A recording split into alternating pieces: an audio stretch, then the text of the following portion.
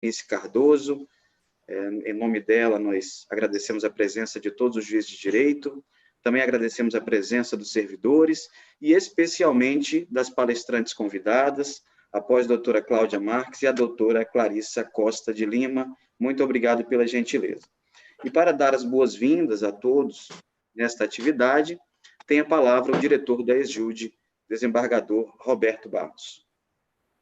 Bom dia a todos. É com prazer que realizamos esse evento. Um agradecimento especial à doutora Zenice Mota, que é a nossa coordenadora pedagógica e coordenadora científica também desse evento, pelo empenho e pela viabilidade desse evento no contato inicial com a doutora Clarissa, e a partir da doutora Clarissa também, muito gentilmente, a doutora Cláudia também aceitou o nosso convite e nos honra também as ilustres professoras com esse evento da nossa querida escola. Também um cumprimento especial às desembargadoras que se fazem presentes aqui na nossa sala virtual de estudo, a desembargadora Eva Evangelista, a nossa decana, e também a desembargadora Valdirene Cordeiro, que se fazem presentes. Também cumprimento a todos os ilustres magistrados, alguns já nominados pelo Ângelo, né, todos que ele conseguiu identificar já foram nominados, e também aos servidores, né, do Poder Judiciário que se fazem presentes, em especial também a toda a equipe da escola do Poder Judiciário e a equipe do Tribunal, o Ângelo e todos os outros que nos ajudam nessa atividade. Muito obrigado pelo empenho de todos. Eu declaro aberta essa atividade com muita honra, doutora Zenice, os professoras, por falar de um tema sempre muito importante, que é o direito do consumidor. Mas ainda mais importante esse tema num momento de grande dificuldade como esse que estamos passando, né? O mundo todo está passando, o Brasil, a nossa região também. Enfim, então esse tema é de todo importante. Agora há pouco, inclusive, estava lendo uma matéria sobre um projeto de lei que tem no Senado, propondo a limitação dos juros nos cartões de crédito. Diz que não consegue avançar o projeto, tem 4 meses que está lá no Congresso Nacional e não avança, né? E até o autor do projeto deu uma entrevista hoje dizendo que em 74 países onde ele pesquisou, há limitação de juros, né? Mas que no Brasil não há essa limitação. Enfim, é um tema extremamente ligado, mas com as professoras brilhantes que nós temos, eu não vou me aventurar a adentrar no assunto, né? Ficarei aqui como aluno, né? Com muito prazer e muita honra. É isso, Ângelo. Obrigado, diretor. Em tempo, nós agradecemos a presença da desembargadora Valdirene Cordeiro e também identifiquei a presença do nosso presidente da Associação dos Magistrados, doutor Daniel Bonfim. Muito obrigado, na pessoa de quem cumprimentamos todos os magistrados.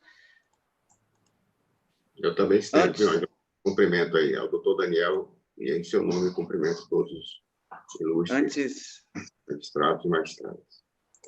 Antes de passarmos a palavra às palestrantes, é importante fazermos esclarecimento quanto à dinâmica, como sempre.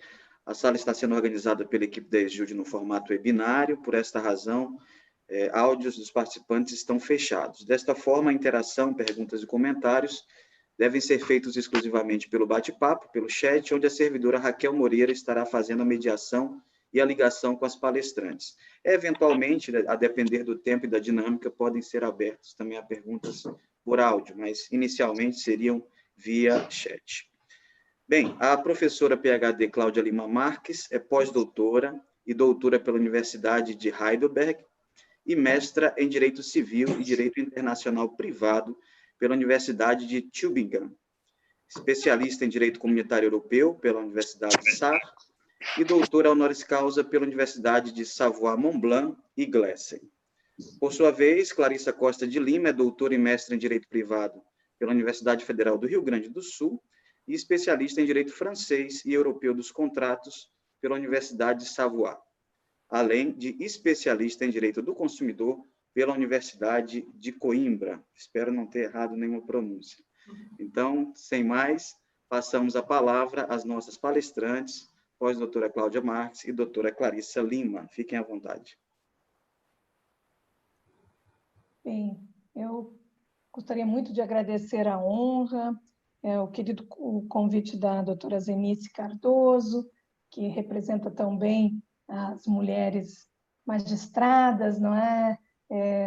Queria, no nome dela, homenagear a todos e todas, e agradecer também ao desembargador Roberto Barros esse convite, essa oportunidade de estar com tão seleta audiência, né, falando sobre um tema, como ele muito bem mencionou, de suma importância, que é o superendividamento dos consumidores e as medidas que estão sendo tomadas, tanto na comissão de juristas, que foi presidida pelo eminente ministro Antônio Herman Benjamin, do STJ, e agora essas medidas que esperamos sejam pautadas em breve na Câmara de Deputados e no Senado Federal. Então, no nome dos dois queridos colegas, a querida colega Clarice Costa de Lima, eu saúdo a todos e agradeço essa oportunidade. Eu preparei uma pequena palestra, não é? Porque combinamos eu e Clarissa que falaria primeiro, depois ela. E a minha pequena palestra tem como finalidade demonstrar os problemas do superendividamento agora, no pós-pandemia ou na pandemia, não é? E o conteúdo principal desse projeto. E depois, a parte de direito comparado, dos grandes modelos, vou deixar para e a prática também, não é? Porque os tribunais de justiça do país inteiro já têm projetos piloto que fazem o tratamento do superendividamento. Essa parte prática eu vou deixar para a magistrada a Clarissa Costa de Lima, que pode, nesse caso, ajudar a implementar esses projetos também aí no TJ do Acre. Bem, então a minha palestra tem duas partes. A primeira é sobre o que é o superendividamento, porque ele está aumentando agora nas pandemias, e ela é baseada num estudo empírico que a minha universidade, a Universidade Federal do Rio Grande do Sul, fez no chamado Observatório do Crédito e Superendividamento. Foi um projeto com o Ministério da Justiça, já tem mais de 10 anos, e nós tivemos a oportunidade de analisar o chamado perfil do superendividamento no Brasil. Existe uma pesquisa semelhante, feita por Boaventura de Souza Santos, lá em Portugal, e nós fizemos a mesma pesquisa aqui no Brasil, analisamos 5 anos dessas conciliações em bloco do superendividamento, e esses dados gostaria de dividir com os colegas, os servidores, enfim, todos que nos escutam. E, numa segunda parte, focar mais no projeto, quais foram as normas que foram aceitas e quais foram as que foram recusadas. O desembargador Roberto Barros muito bem mencionou a ideia da usura, ou da limitação de crédito, né? E essa foi uma que foi recusada. Então, o projeto recusou tanto esse limite de usura quanto o perdão de dívidas, né? Então, realmente, há pouca esperança que essas normas, que já não estão no projeto 3515 de 2015, que é o número do projeto de atualização do CDC, tenham futuro. Então, vamos ao primeiro ponto. O que é o superendividamento e por que ele tem tantas repercussões, números impressionantes agora no pós-pandemia? Vamos começar com o endividamento, né? Um fenômeno mais comum. Segundo as últimas pesquisas, o endividamento das famílias brasileiras é 67,1%. Vejam a importância, né, desse número, né? Sendo que 77,7% desse endividamento se deve ao cartão de crédito, que também é um juro bastante alto, né? Nós temos juros de 293% ao ano até 400 e pouco ao ano, né? Em virtude também das taxas, capitalização, enfim, da realidade brasileira do crédito, né? E o consignado, por exemplo, é um crédito mais barato em relação ao cartão de crédito, que é um dos créditos mais caros, inclusive o pagamento mínimo aumenta cerca de 14 vezes o valor do crédito, né, anualmente. Bem, enfim, então o endividamento é um fenômeno comum nas sociedades de consumo do mundo. E por quê? Porque existem duas formas de conseguir-se o consumo, não é? Ou é a poupança, em que a pessoa posterga a compra e vai poupando para realizar essa compra, que era o modelo antigo brasileiro, né, da poupança popular. Tivemos até aqueles planos econômicos que atingiram a poupança popular. Eu tive o prazer de trabalhar pro bono nesse caso e conseguir a vitória, né, frente aos 35 bancos, junto ao IDEC. O IDEC depois executou esses títulos, mas, como demorou muito, acabou fazendo esse acordo, né? É muito bonito que está sendo realizado, agora foi até postergado. Bem, era sobre a poupança popular, aqui as contas bancárias, né? Aquela ação de 1990. Mas, desde 1990, nós tivemos a chamada democratização do crédito, né? Então, a segunda maneira de atingir o consumo é através do crédito. Então, no Brasil, se compra até sapato a crédito. Hoje em dia, a poupança diminui e o crédito é mais utilizado como acesso ao consumo, em geral, em todas as faixas etárias. A professora Clarissa Costa de Lima fez um estudo nos anos de 2003, quando a FEBRABAN e na época a CECONCIF, né, tinha um plano de integrar no mercado brasileiro 50 milhões de novos clientes bancários, eles chamavam na época, né, a época da DIN dos bancos, a DIN 2591, que foi vencida pelos consumidores no Supremo Tribunal Federal. Bem, a verdade é que se conseguiram 52 milhões, mais ainda do que o previsto nesse plano de democratização do crédito, 52 milhões de novos clientes. Então, o endividamento, ele é como uma moeda, né? Tem um lado que é o consumo e outro lado que é o crédito ou o endividamento. Ele é a parte ainda, diríamos assim, saudável do consumo. O que é o superendividamento? O superendividamento é quando essa moeda que gira, consome crédito, ela cai. Isto é a parte doentia, que é definida no Código do Consumo da França, que é de 1993, como a impossibilidade do consumidor de boa-fé fazer frente à totalidade das suas dívidas, as vencidas e vincendas, sem prejudicar o mínimo existencial. E aí que está o ponto do mínimo existencial. A definição de mínimo existencial na França, no Código do Consumo da França, a professora, também magistrada do TJ do Rio Grande do Sul, Karen Bertoncello, fez um doutorado na nossa Universidade Federal do Rio Grande do Sul sobre isso, sobre o mínimo existencial. Também há estudos na Alemanha sobre mínimo existencial. E na França, a definição do mínimo existencial, ela tem uma parte aberta, que é aquela quantidade que a pessoa precisa para alimentar-se, alimentar a sua família. Lá na França é 3 vezes ao dia, aqui podemos dizer 2 vezes ao dia, né? E fazer frente aos gastos de moradia, né? Aos gastos de proteção mínima e roupas, né? No caso...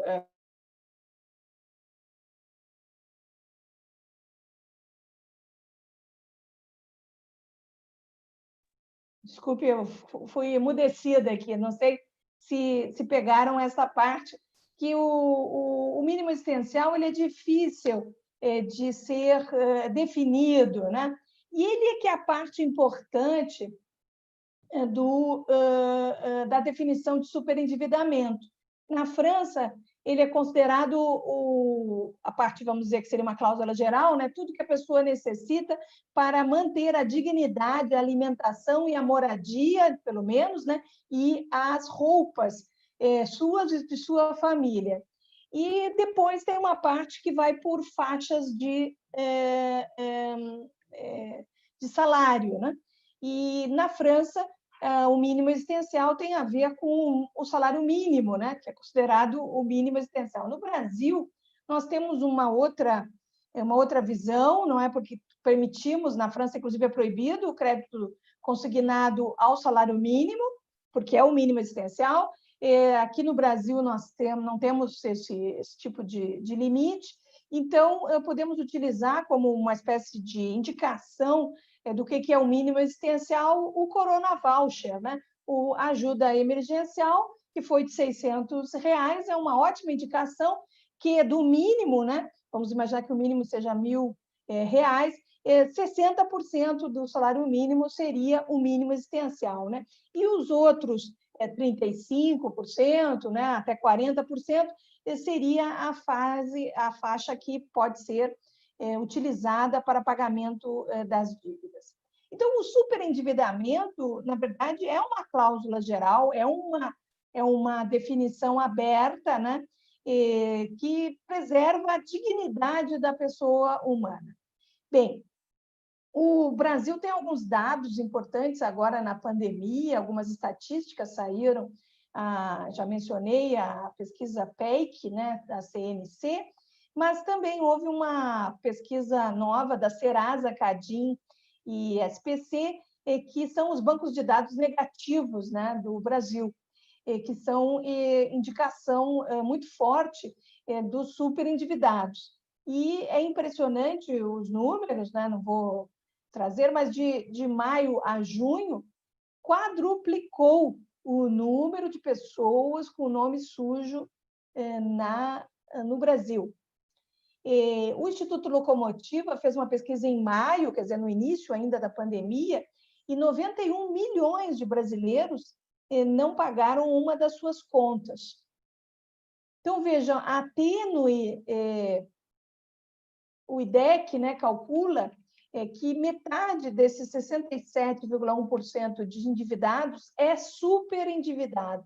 Então, nós teríamos algo em torno de 62 milhões a 65 milhões de endividados e 30 a 33, 34 agora milhões de superendividados. E imagina-se que vai chegar a 42 milhões em virtude do aumento expressivo do desemprego no país e da redução de renda. Assim, eu entro no problema do superendividamento, né? Quando é que a moeda cai no Brasil? São chamados acidentes da vida. Eu tive a oportunidade de fazer essa pesquisa em 6.165 casos no Sejusc de Porto Alegre, né? Que faz esse projeto piloto criado pela professora Clarissa Costa de Lima e pela querida Karen Bertoncello, essas duas magistradas do nosso Tribunal de Justiça do Rio Grande do Sul, que ganharam o prêmio Inovari da magistratura, elas criaram esse projeto.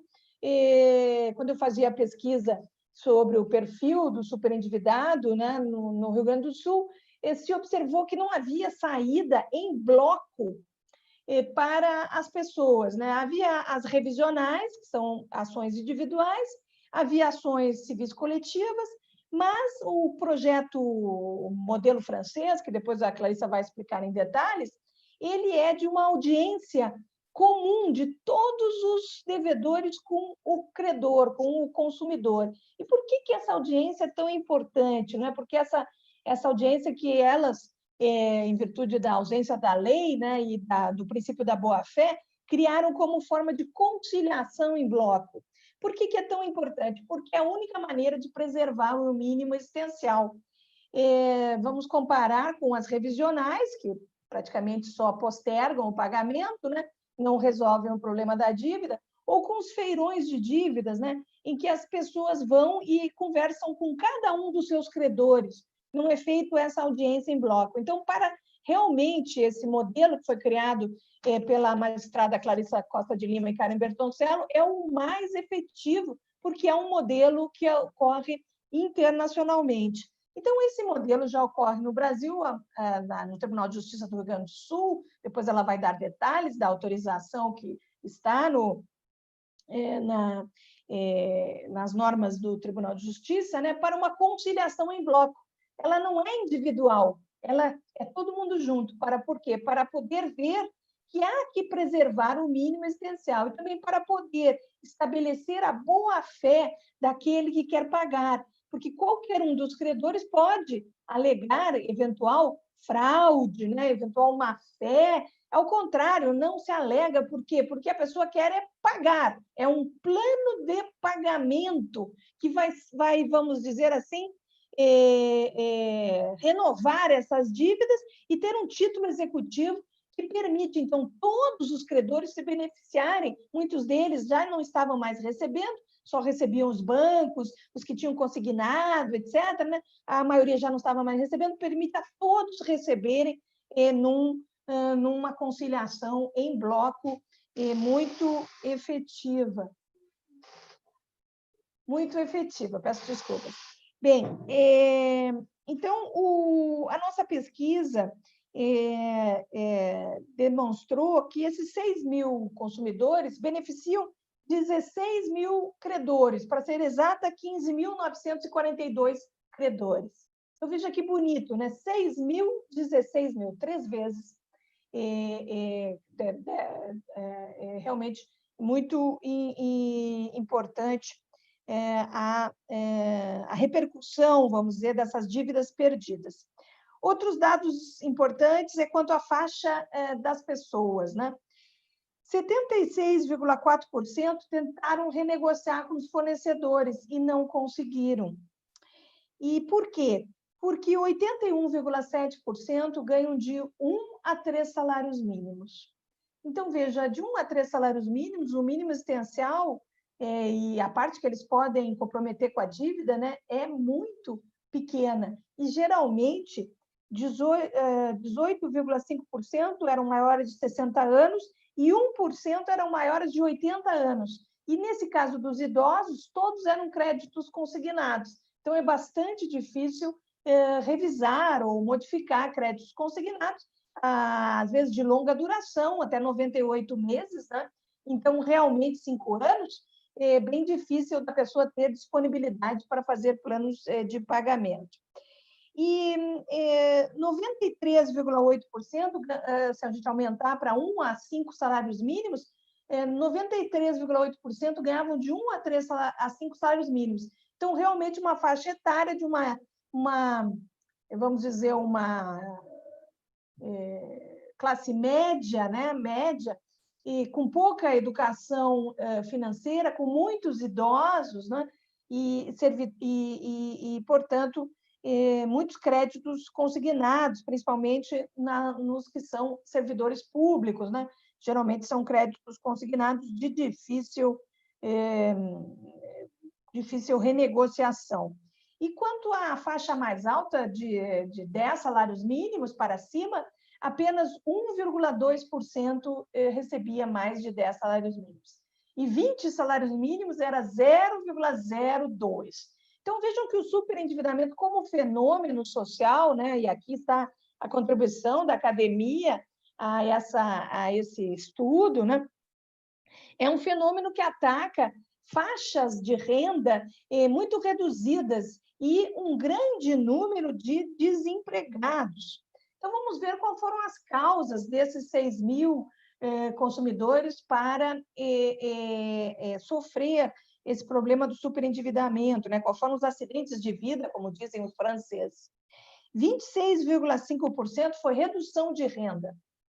Muitas vezes, eu estou aqui com os dados, depois posso mandar, inclusive, aos colegas se interessarem, um PowerPoint com toda essa pesquisa, né? Muitas vezes são funcionários públicos, é crédito consignado, mas se são funcionários informais ou autônomos, eles têm, vamos dizer, muitos casos de redução de renda. Agora, na pandemia, isso tende a aumentar, né? Passou aí a medida provisória 936, que faz uma redução de renda geral no país. Segundo os dados do Senado Federal, 98% da população ativa brasileira teve redução de renda na pandemia. Então, realmente é muito, muito forte. Então, na época, esses dados são anteriores à pandemia, 26,5% tiveram redução de renda. 24,3% é desemprego. Na época, o desemprego era 10% no país. E veja que é o mais do que o dobro, 24,3%. Por quê? Porque o desempregado ele cai rapidamente em desemprego. Os senhores têm observado, não sei se já está no judiciário, né, mas já está nas pesquisas, que os bancos antes tiravam diretamente o dinheiro dos salários. Agora, como as pessoas estão desempregadas, eles tiram diretamente da conta e tiram até do crédito especial da conta bancária, né? Então, realmente, as pessoas rapidamente ficarão super endividadas, porque até, vamos dizer, acabar o crédito, o cheque especial das pessoas, vai ser difícil, né? E 20,6% é doença ou morte na família. Também coisas que na Covid, infelizmente, nessa pandemia, estão ocorrendo em muitas. Já estamos atingindo quase, não sei se é mais 60 mil ou 70 mil pessoas que sofreram morte e doença na família, mais de 1 milhão, não é? 1,5 milhão. Então, realmente, esse tema vai ser comum. Quais são os outros acidentes da vida que não chegam nem a 5% dos casos? O principal é divórcio ou separação na família, que leva a pessoa a ter que modificar a sua casa, né? Muitas vezes é um idoso, o filho é que se separa, mas o filho vem morar naquela casa, não é? Agora, na pandemia, tem muitas pessoas que estão morando junto, justamente para poder cuidar dos seus idosos, né? Não ter que levar comida e coisas assim, não é? Então, mudanças de casa geralmente levam ao superendividamento. Outro detalhe importante são nascimento de filhos, que também muitas vezes é algo inesperado, né? Ou leva a gastos inesperados. E existe cerca de 20% de pessoas que afirma, era uma pesquisa, né? Afirmava que simplesmente gastava mais do que ganhava. Não se sabe qual foi o acidente da vida que aconteceu. Como era uma pesquisa feita quando as pessoas chegavam no judiciário para realizar essa conciliação em bloco, no Sejuscs, não houve possibilidade de reperguntar para esses 20% se eles teriam acontecido algum tipo de acidente da vida. Bem, para terminar essa minha exposição, o que prevê o projeto 3515 de 2015, que foi esse projeto elaborado por uma comissão de juristas chamada pelo Senado Federal na época dos 20 anos do Código de Defesa do Consumidor. Então, começou a trabalhar em 2010, agora nós estamos festejando 30 anos do Código, né? Teve só com a FEBRABAN 6 meses de negociação com a FEBRABAN, depois reuniões técnicas, depois audiências públicas. Então, o primeiro projeto, o anteprojeto da comissão liderada pelo eminente ministro Antônio Herman Benjamin, eu fui a relatora geral, estava a professora Ada Pellegrini Grenover, o professor Kazu Watanabe, o professor Roberto Pfeiffer, na época presidente do PROCON, diretor, né, do PROCON São Paulo, o membro do Ministério Público do Distrito Federal, o professor Leonardo Roscoe Bessa, uma comissão bem enxuta, né, mas que teve essas reuniões com todos durante 2 anos.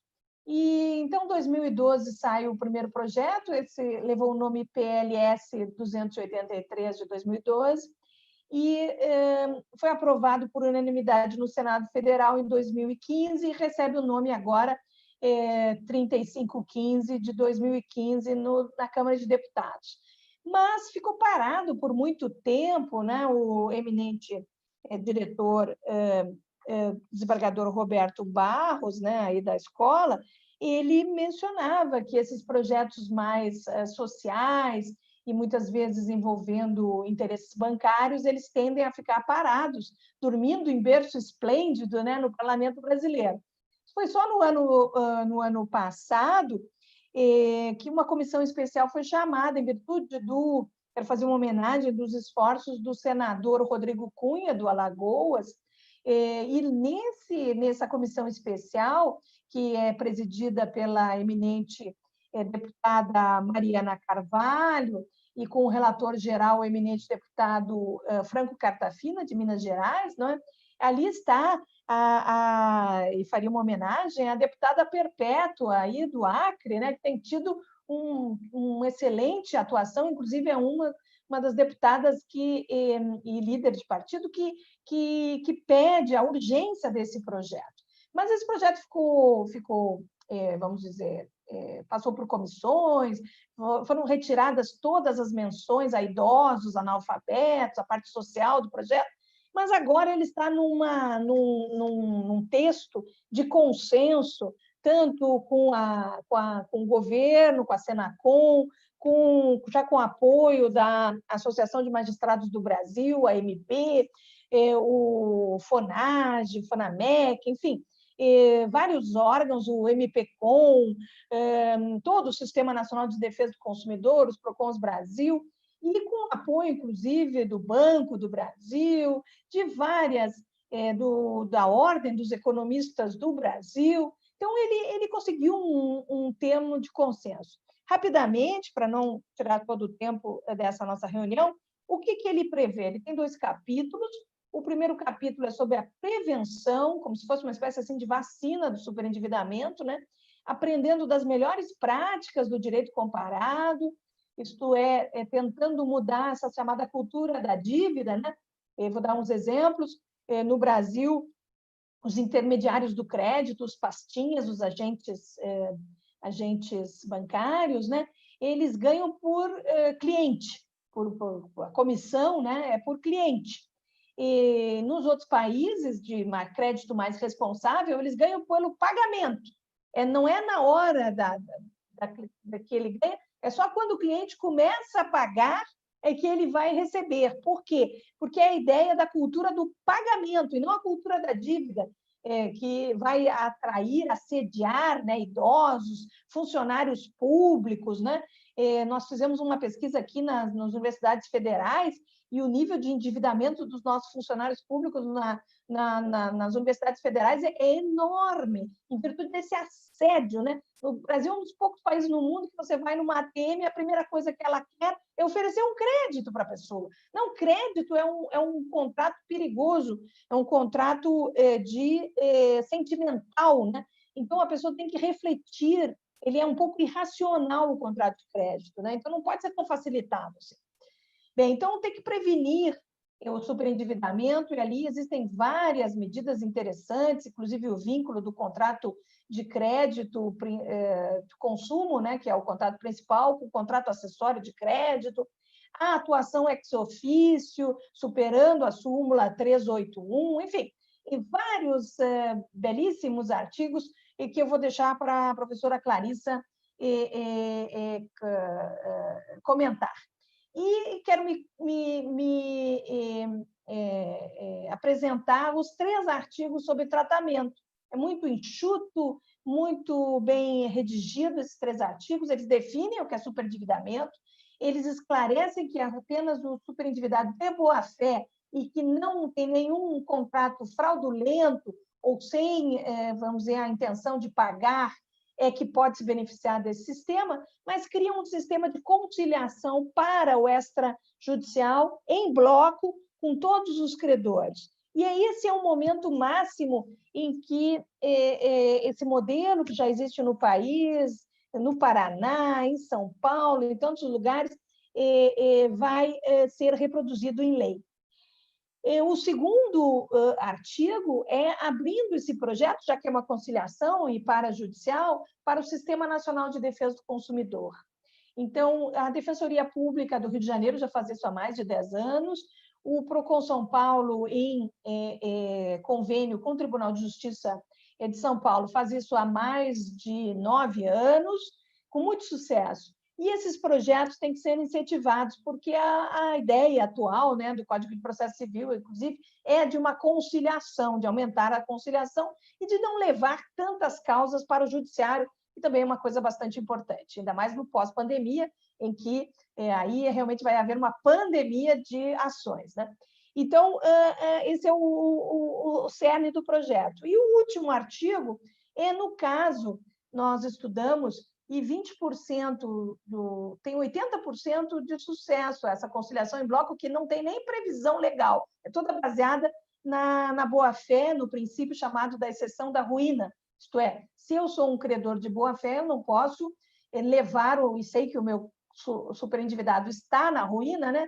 Que na verdade é a falência do homem econômico, né? Eu não posso levar mais ele à ruína e nem posso aumentar os meus ganhos, que é talvez o que estão fazendo alguns bancos, né? Oferecendo essa moratória por 3 meses, que na verdade tem juros, né? Então vai tudo para o final. Tem que ver se não fere o princípio, né, do duty to mitigate your loss, isto é, o dever de cooperar, né, e de não aumentar as suas perdas ou os seus ganhos, né, quando é o superendividamento do outro. Então, esse princípio da boa-fé que é a base da conciliação em bloco. Mas só consegue 80% de casos. 20% de casos, ou a pessoa não aparece, né, os credores não aparecem, ou a pessoa está desempregada, também não aparece, não tem dinheiro para fazer o plano de pagamento.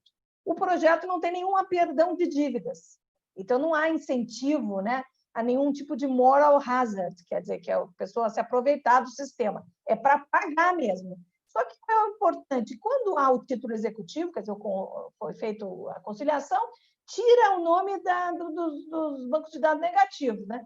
Então, é muito importante para essas pessoas, ainda mais de 1 a 3 salários mínimos, que não têm bens, né? Ou só talvez o bem de família, acho que não tem bens mesmo, então só tem o nome, né? Tem que limpar o nome.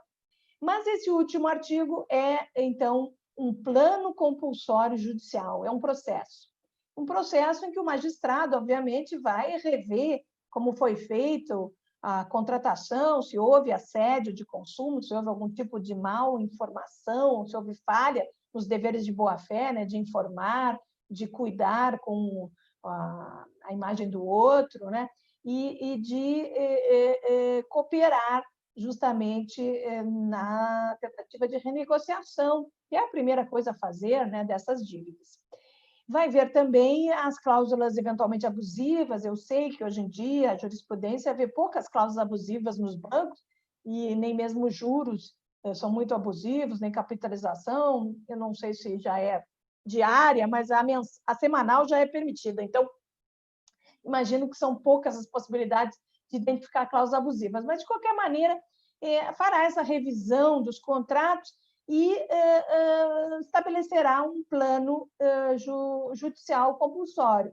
Claro, e, na minha opinião, né, há ali um artigo que assegura o pagamento do principal da dívida a essa pessoa e, inclusive, elabora que o início do primeiro pagamento tem que ser em 180 dias. Eu não sou a favor dessa moratória de 6 meses, mas é importante que se pague primeiro os que conciliaram, até para incentivar a conciliação, né? E então, como o outro é um processo, eu acho que vai dar certo. Primeiro vai pagar os que conciliaram, e aquele que não conciliou e que ficou para um exame judicial, que será realmente, se fosse hoje, né, sem lei, já seria apenas 20%, mas eu imagino que vai diminuir quando for lei. Acreditamos que vai ficar 5%, como são os casos normais, não é?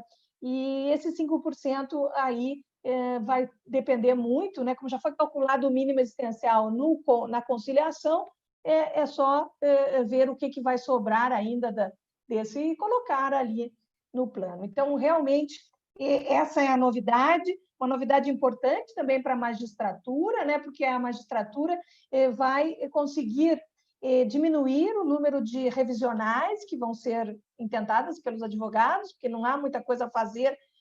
Claro que o Código de Defesa do Consumidor, no artigo 6º, inciso 5º, afirma que é direito do consumidor a modificação das cláusulas e a revisão das cláusulas que, por fatos supervenientes, como a pandemia, se tornaram excessivamente onerosas. Então, imagina-se que haverá uma chuva, né, de ações, mas se o projeto fosse aprovado, como a AMB muito bem apoia, né, e visualiza, isso seria uma maneira de evitar essa chuva de ações, porque as pessoas querem, com essas ações revisionais, apenas passar para frente o problema, né, e nem resolvem o problema. A única maneira de resolver o problema, comprovadamente, no mundo inteiro, sobre isso a professora Clarissa vai falar, é o projeto de lei 3515 e esta conciliação em bloco, que esperamos se torne lei. Já há pedido de urgência, mas está difícil de ser pautado, as forças contrárias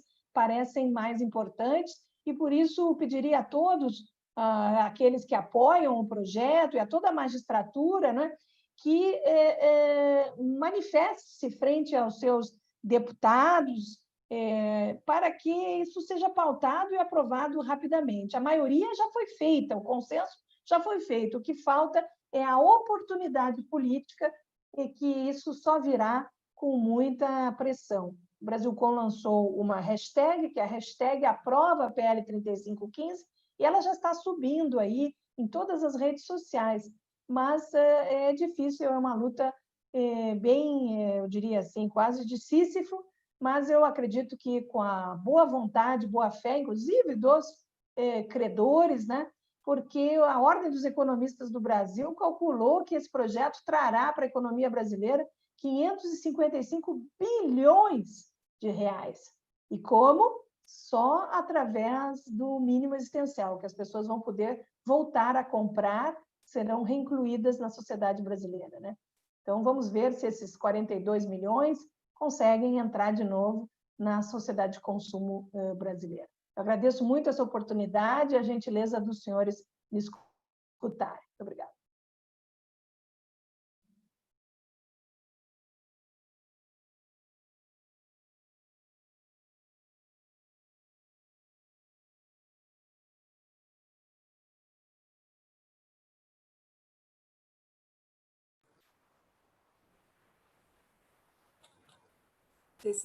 Tomo diretamente a palavra, então, para cumprimentar a todos, na pessoa do desembargador Roberto Barros, diretor da Escola do Poder Judiciário do Acre, da querida colega Zenice Mota Cardoso, que eu tive o prazer já há muitos anos de conhecer nas atividades de formação da Infam.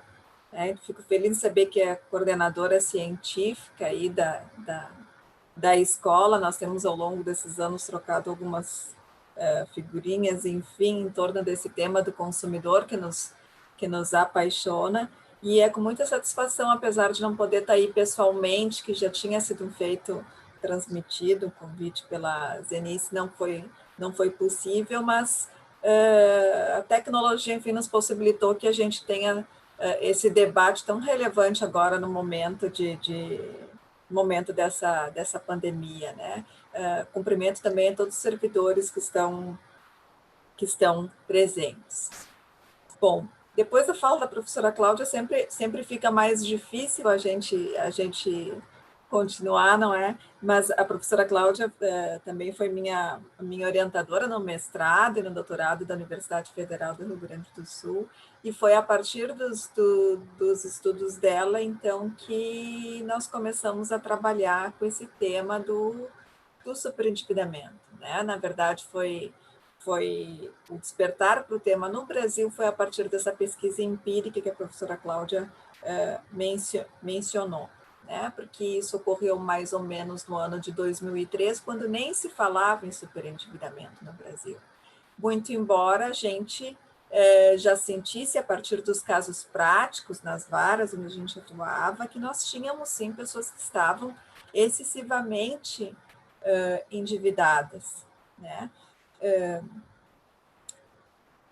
Esse é um aspecto importante que eu queria compartilhar com os colegas, porque na época ainda nem existia o crédito consignado e com a colega Karen Bertoncello, a partir dessas pesquisas da legislação de outros países que falavam em superendividamento, né, nós percebemos que nós estávamos recebendo no judiciário, atendendo pessoas nas varas de famílias, as varas cíveis, que estavam, na verdade, o problema de fundo ali era o endividamento excessivo, né? Então, como exemplo, nas audiências revisionais de alimentos, quando o pai vinha, pedia para reduzir a pensão alimentícia, e nós pedíamos o contra-cheque para examinar ali numa audiência de conciliação, e a gente podia perceber ali que o problema não era exatamente a pensão alimentícia, mas o excesso de desconto já em folha que ele tinha, né? De débito em conta corrente ou desconto em folha de pagamento, né, de dívidas bancárias, ou mesmo nas varas cíveis, as ações revisionais individuais em relação a cada caso concreto, que a gente podia perceber, embora não tivesse invocação expressa ali de superendividamento, mas a gente percebia que a pessoa às vezes não estava querendo necessariamente revisar a cláusula X ou Y, ou às vezes nem contestar algum tipo de encargo. O que ela queria, na verdade, era um tempo, parcelar a dívida porque ela ficou desempregada, porque ela perdeu alguém na família, ou porque ela se separou, alguma coisa abalou o seu orçamento, e ela está de boa fé e ela queria, na verdade, era renegociar. Né? Então, foi percebendo isso, essa realidade, é que nós pensamos, bom, precisamos, de alguma maneira, encontrar um caminho para atender essas pessoas, né, naquilo que elas realmente precisam solucionar, que era esse problema do superendividamento.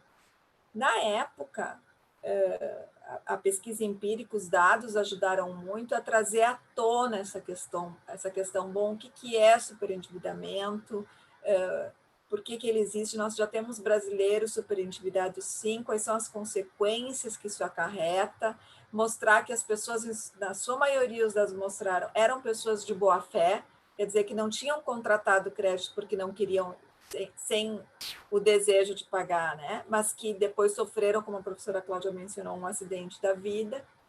As pesquisas ajudaram muito a derrubar o mito, a narrativa de que, bom, não, essas pessoas se contrataram, agora aconteceu alguma coisa, se virem para pagar, né? Ou que são consumidores perdulários, de má fé, que não merecem uma chance de renegociar.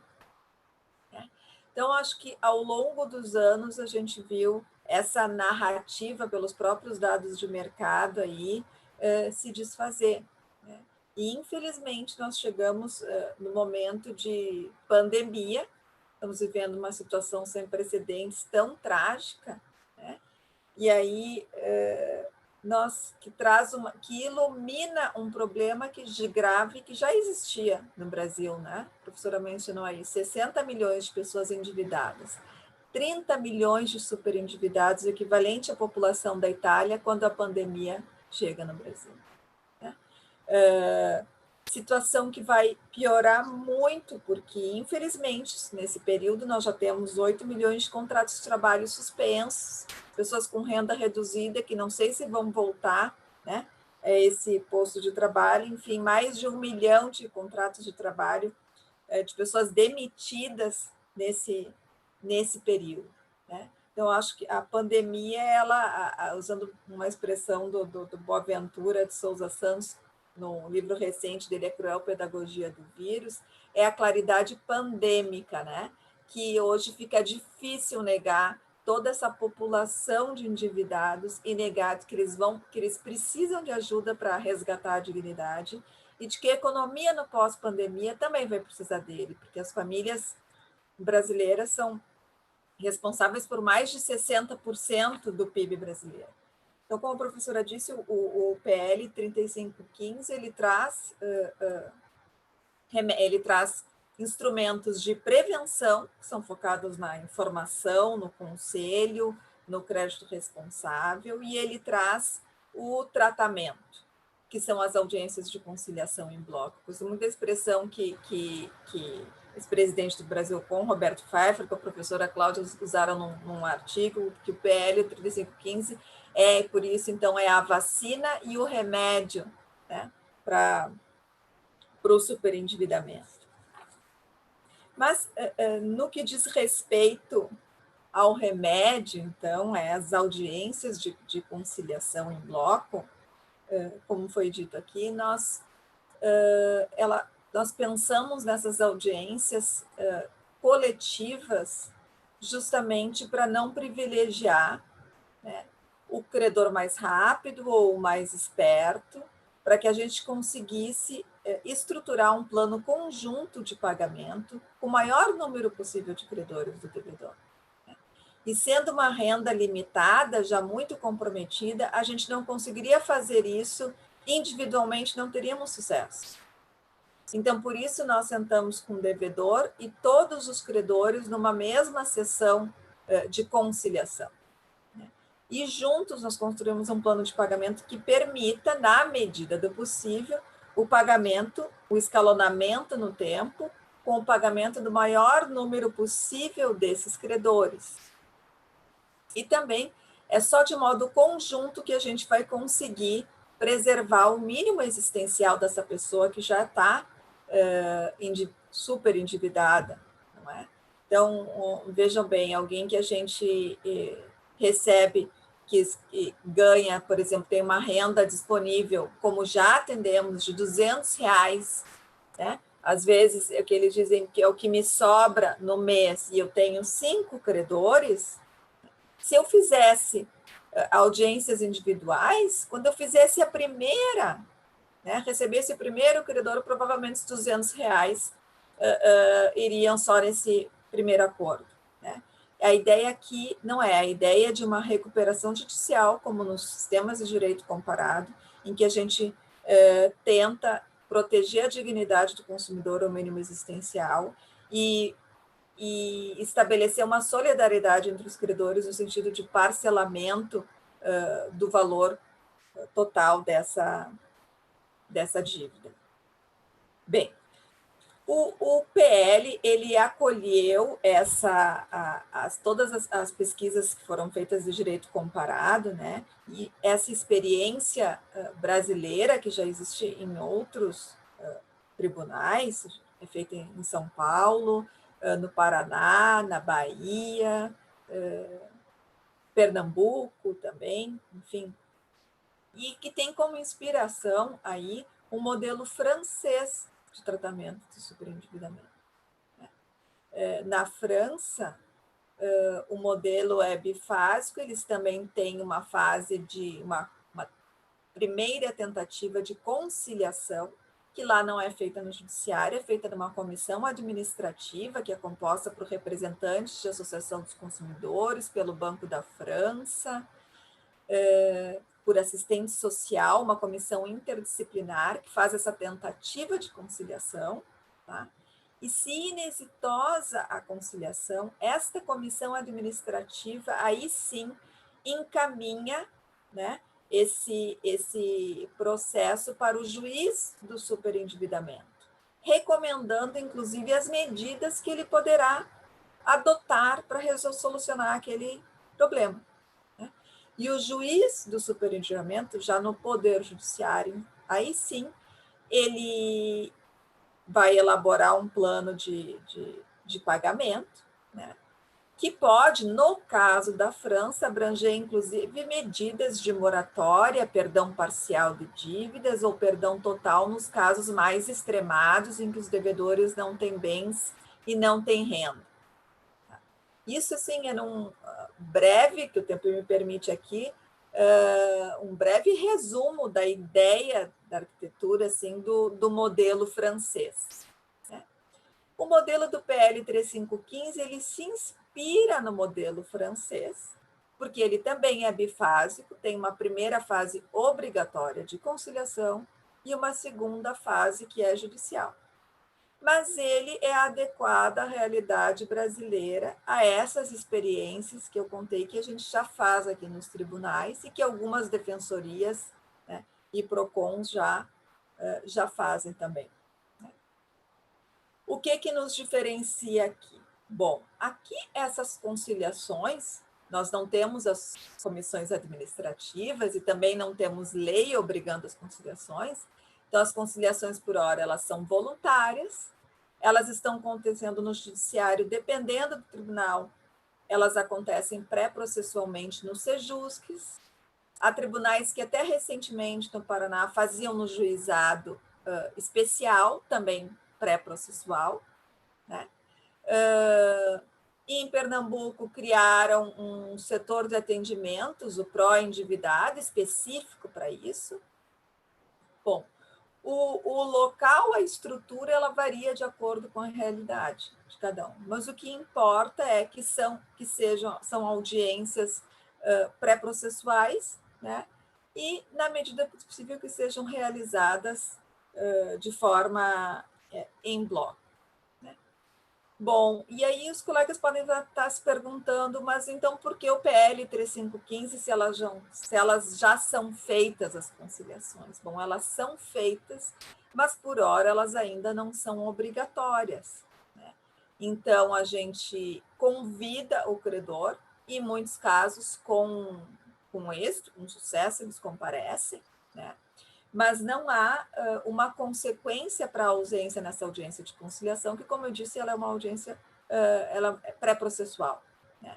Também, se comparecerem sem nenhuma proposta de acordo, ou como a gente vê às vezes acontecer, né, sem alçada, com propostas inadequadas, não há uma consequência para isso. Com o PL 3515, essa passa a ser uma fase obrigatória, e os credores ausentes ou aqueles com quem o devedor não conciliar, nas conciliações inexitosas, ele já sabe que obrigatoriamente vai passar por uma fase, que é a fase judicial do plano de pagamento.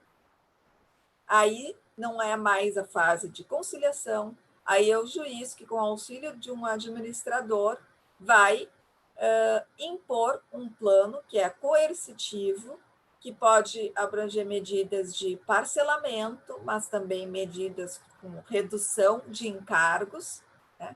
Porque nesse momento, sim, o juiz vai poder, ao elaborar esse plano conjunto de pagamento, revisar individualmente, sim, os contratos. Né? Verificar se em cada um deles foram observados os deveres de informação, de conselho e de crédito responsável que estão ali no próprio PL 3515, que traz deveres de informação qualificada. Então, vamos dizer que a simples existência de uma fase judicial, né, já servirá de motivação, tanto para os credores comparecerem, como para que compareçam com propostas adequadas, com propostas factíveis, né, ao orçamento daquele devedor que está ali de boa-fé. Sim, porque o procedimento, isso está expresso no PL, ele apenas se aplica aos consumidores de boa-fé, e isso vem claro no artigo 54A, não é? No parágrafo 3º, fica expressamente excluída a aplicação do procedimento aos consumidores cujas dívidas tenham sido contraídas mediante fraude ou má-fé, ou sejam oriundas de contratos dolosamente celebrados com o propósito de não realizar o pagamento. Então, isso é bem importante de pontuar aqui. O PL ele incentiva a cultura da conciliação, do pagamento para os consumidores de boa-fé, não poderia ser diferente, né? Aqueles que há essa garantia daqueles que celebraram o contrato já com o intuito de não pagar, eles não poderão participar, né, dessa rodada de negociação. Tem nos preocupado muito todo esse cenário, né? Nos preocupado, quando eu digo, a todos, mas o judiciário especialmente, porque a gente sempre pensa também na crise do sistema de justiça, né?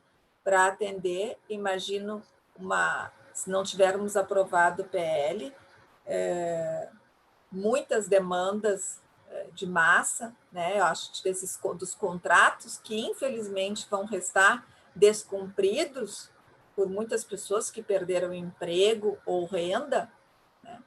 Mas eu acredito que com uma certa dose digamos, no quadro mais pessimista, se nós ainda não tivermos esse sistema de recuperação judicial, de tratamento de superendividamento, vamos ter que ser criativos, né? E talvez essa forma pré-processual de conciliação em bloco, acho que nos ajudaria muito, né, a prevenir a judicialização de demandas individuais. Vocês vejam, às vezes, numa conciliação, né, aquele cálculo do prazo dos 5 anos em que o Sejusc aqui de Porto Alegre atendeu 6 mil devedores, foram 16 mil credores que participaram dessas negociações. Né? Então, vejo que, às vezes, numa única audiência de conciliação, o devedor faz acordo, às vezes, com 3 credores, enfim, e a gente evita, às vezes, pode estar ali evitando o ajuizamento de 3 ações revisionais bancárias ou de 3 ações de cobrança, né? Ou de execução. Então, o cenário vai nos exigir, mais do que nunca, criatividade para enfrentar essas situações.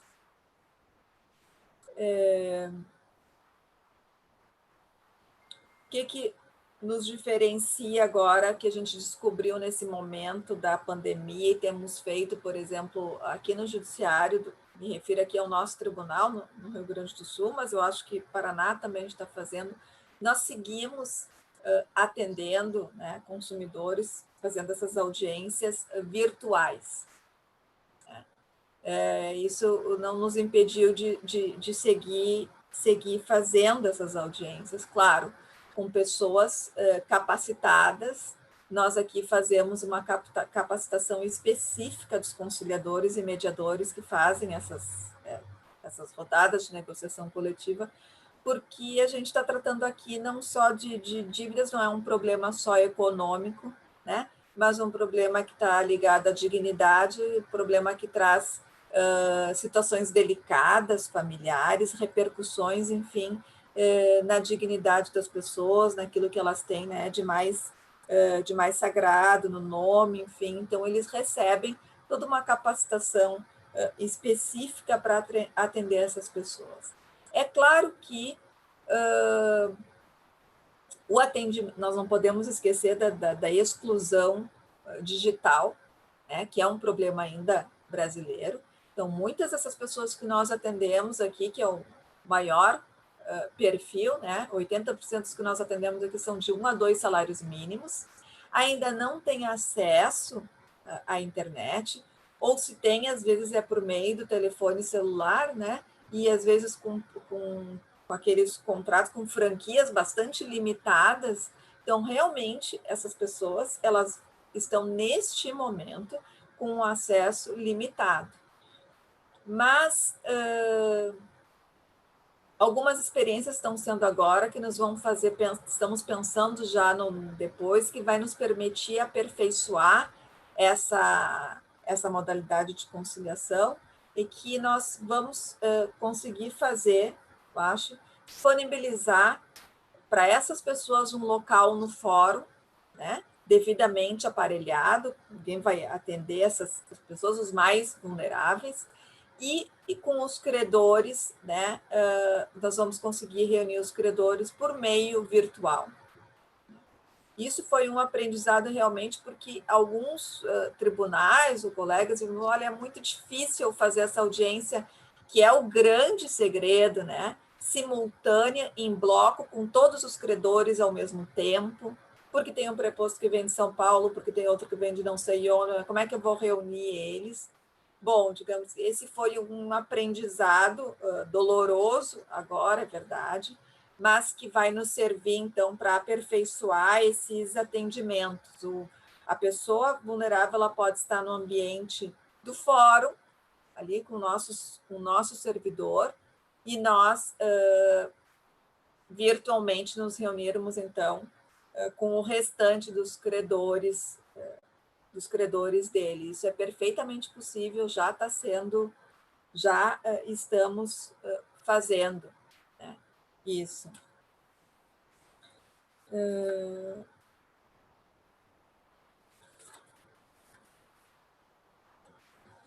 Eu acho que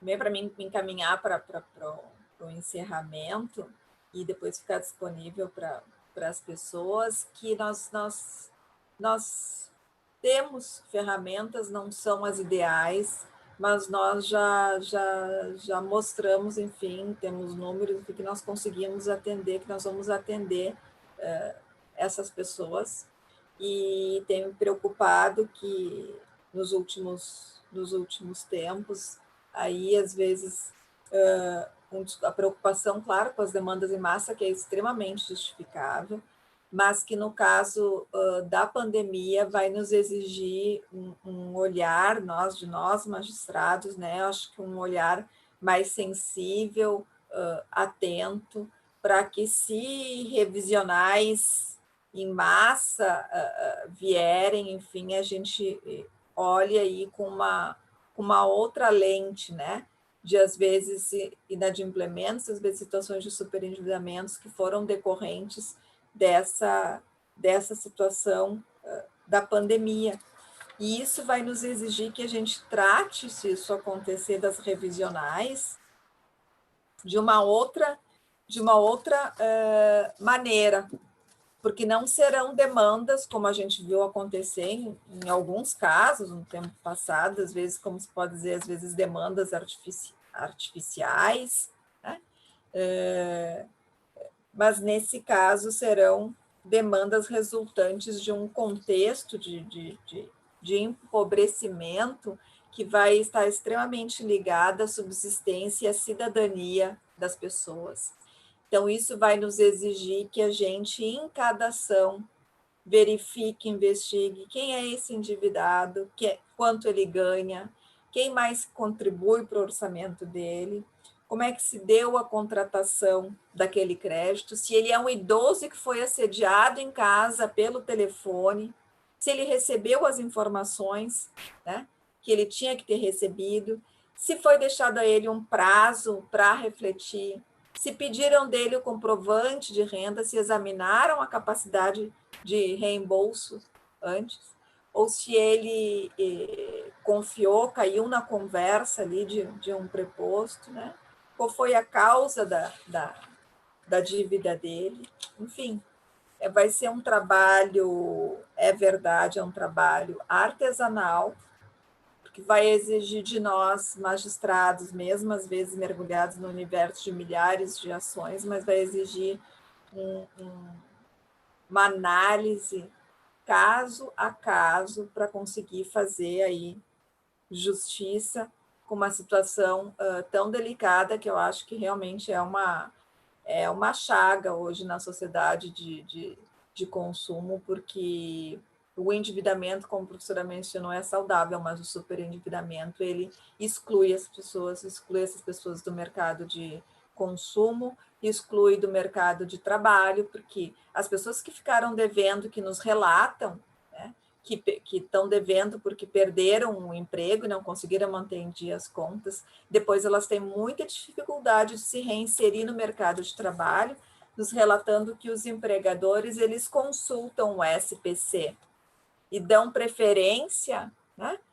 Selecionam os trabalhadores que não estão com o nome negativado. Então, vejam, um ciclo vicioso, né? Difícil de sair, de resgatar a dignidade. Eu acho que nós, magistrados, vamos ter aí inspirados, iluminados pela academia, pelos ensinamentos da professora Cláudia. Vamos ter aí uma missão mais do que nunca relevantíssima na sociedade brasileira. Eu com isso agradeço e me coloco à disposição.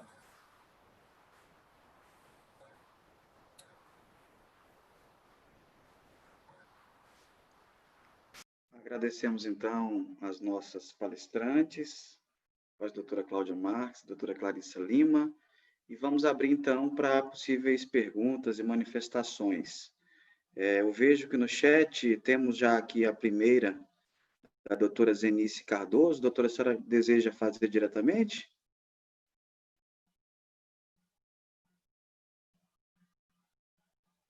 Libero os áudios, por favor, Breno. Obrigado. Eu gostaria, mais que uma pergunta, dizer que eu estou aqui extasiada, né? Que eu gostaria que esse evento não terminasse. Queria ouvi-las pelo menos mais umas 10 horas para poder... talvez eu tivesse que tomar um ansiolítico, porque eu já estava ansiosa com essa palestra e agora com a gama de informações e de abertura de visão, eu fiquei ainda mais ansiosa. Eu já comentei com a doutora Clarissa que anseio por um projeto assim, né? Desembargadora Valdirene, que me aguarde, que eu vou procurá-la, porque eu acho que a gente precisa de um projeto parecido. Mas a minha indagação, enquanto vocês falavam, e eu queria confessar que eu sempre fui uma magistrada que olhava para o contrato de revisão de contrato bancário e dizia, gente, contratou, acabou, agora tem que ter responsabilidade pelo crédito que tomou, né? E de alguns anos para cá eu venho me modificando, né? Talvez evoluindo um pouquinho só como ser humano para ter esse olhar mais social, né? Para o endividamento do consumidor. E tenho certeza que vocês duas, tanto a professora Cláudia como a Clarissa, foram determinantes para que esse olhar se abrisse, né? Para que eu pudesse ter um olhar mais social. Tenho na minha unidade, como muitos colegas, inúmeras execuções que não vão a lugar nenhum, né? Que a partir do CPC a gente imagina que elas vão para a prescrição intercorrente. E a gente espera por isso, que é a nossa única saída, além das inúmeras pesquisas infindáveis de bens que não acontecem. A minha pergunta é para saber se nas pesquisas que fizeram, verificaram alguma forma de conciliação e até de uma espécie de recuperação judicial da pessoa natural a partir das execuções. Porque eu vi que o PL 3515, ele, assim como os projetos feitos no Rio Grande do Sul e São Paulo, Paraná, que a gente sabe que tem, eles partem da negociação extrajudicial, numa fase pré-processual, né?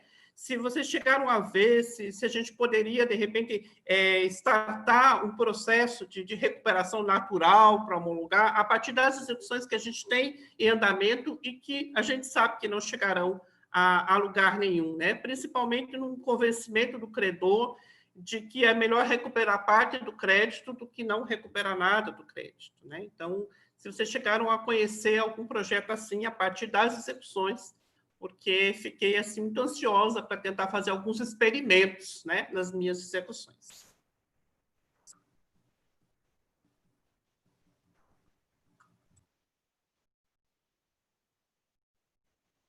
Tem que liberar o áudio. Breno, acho que tem que liberar o áudio das professoras. Enquanto libera, eu acho que agora liberou, né? Professora Cláudia, professora Clarissa, me permitam só um minutinho. Agradecer também por essa brilhante palestra, embora vamos seguir aqui um pouco com os debates, mas eu estou da mesma forma que a doutora Zenice, né, extasiado, e pelos casos pesquisados, né, doutora Clarissa, a gente vai vendo que estamos em extremos, né, a senhora no Rio Grande do Sul, com a doutora Cláudia, nós no Acre, mas os problemas são os mesmos, né, dos idosos superendividados, os problemas de cartões de créditos consignados, né, os altos índices de juros, ou seja, o problema é nacional e daí porque essa troca de experiências é tão enriquecedora, né, e a importância desse PL, a importância das conciliações coletivas tratadas por vossas excelências, E a gente está aqui realmente nessa troca de ideias muito enriquecedora. Que maravilha. Temos muito a agradecer e vamos prosseguir aqui com o bate-papo. A desembargadora Valdirene está ali, ela é do NUPEMEC, né? A desembargadora Eva está aqui também conosco, também é de Câmara Civil, então nós estamos bem acostumados com isso. E do meu tempo de Câmara Civil, eu notei que lá atrás nós tínhamos um volume muito grande de revisionais de contratos bancários, e depois, eu acho que por conta da atividade econômica, né, que entrou meio que nessa recessão aí, então diminuiu bastante o número de revisionais de contratos bancários, né? E nesse evento de hoje nós já estamos a nos antecipar sobre o próximo problema que nós vamos acontecer, né? E fiquei muito tocado agora, doutora Zenice, eu já tinha um olhar um pouco diferente do seu, né, com relação ao revisional de contratos, né? Mas por esse estudo aí falado pela doutora Clarissa, que não falta só o crédito. A pessoa vai perdendo tudo, porque a falta do crédito impossibilita a falta do emprego. Sem emprego, ela vai caindo na informalidade. E aí ela vai ficando cada hora à margem da sociedade. Olha que coisa interessante, né? Interessante no aspecto acadêmico, mas muito triste no aspecto social, naturalmente, né? Mas é isso, não vou tomar mais o tempo mais das senhoras. Vamos ouvir aqui as perguntas. A começar pela resposta da doutora Zenice. Muito obrigado mesmo, honrado, né, por essa oportunidade. Sim, eu gostaria de começar agradecendo, né, a importante reflexão da doutora Zenice, que fez esse gentil convite para conversarmos, né? Realmente não há ainda, depois a doutora Clarissa vai poder complementar, não é? Na prática, muitas coisas se faz para tentar ajudar as pessoas, né? Mas o projeto e esses modelos, eles atacam, vamos dizer, um momento, como eles já têm a lei desde 93, no caso dos Estados Unidos, eles têm desde o século XIX, né? O código de falência deles serve para pessoa física e pessoa jurídica. Então, eles atacam antes o problema, né? E nesse sentido, nós estamos em conversas com o senador Rodrigo Cunha, se nos permite, depois nós poderíamos conversar mais um pouco, né? Porque ele pediu também outras sugestões. Claro, o projeto 3515 vai atuar para o futuro, mas talvez fosse possível pensar numa saída do passado, né? Vamos dizer assim, do que já está no passivo. Já foi julgado e agora tem que ser. Então, eu gostei muito da sua ideia. Realmente, o projeto não traz isso, até porque ele tenta vacinar o problema, né? Ele tenta evitar o problema para o futuro. Mas nada impede que, a partir das reflexões que tomarmos juntos, né? E a senhora com a doutora Clarissa, possamos sugerir alguma coisa ao parlamento brasileiro, e porque seria muito útil, inclusive desaguando, né?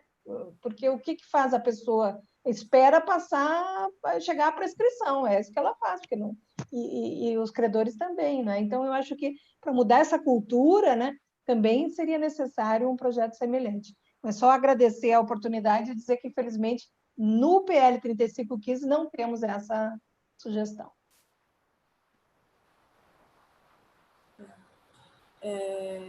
Estava pensando aqui, a partir da excelente colocação da Zenice, mas a professora Cláudia está me corrige se eu tiver errada aqui, pensando alto. O superendividamento, ele envolve, né, dívidas também vencidas e as que estão por vencer. O plano de pagamento, tanto o acordo como o plano de pagamento posterior, ele vai envolver todas as dívidas. Então, a gente pode ter nesse pacote dívidas que estão por vencer, dívidas vencidas. Dentre as vencidas, pode ser que, em relação a alguma delas, inclusive, o credor já tenha, né, executado, ou que o próprio devedor já tenha ajuizado uma ação revisional, que já tramite em alguma vara, tá?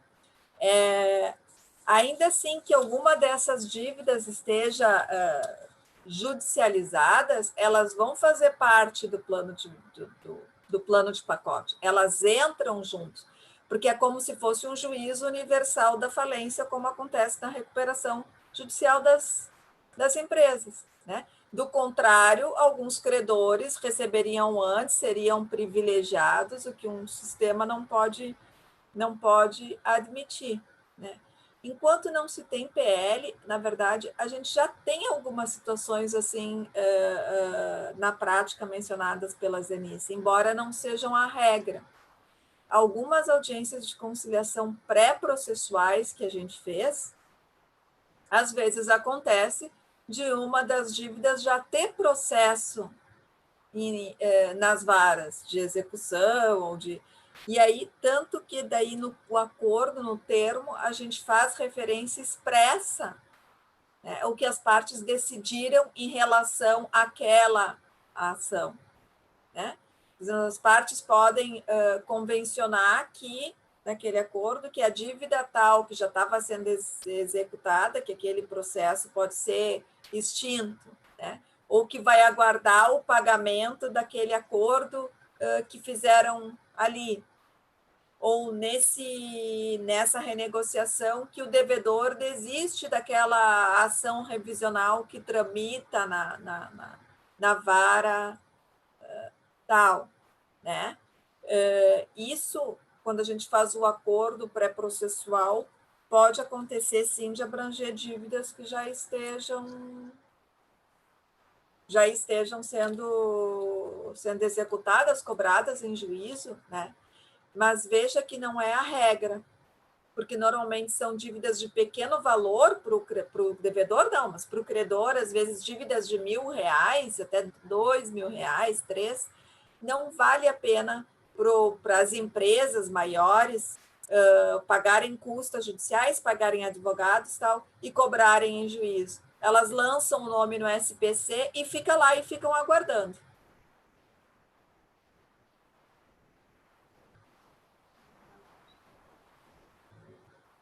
Eu queria também complementar, não é, que na pesquisa 94% das pessoas não tinha nenhuma ação judicial.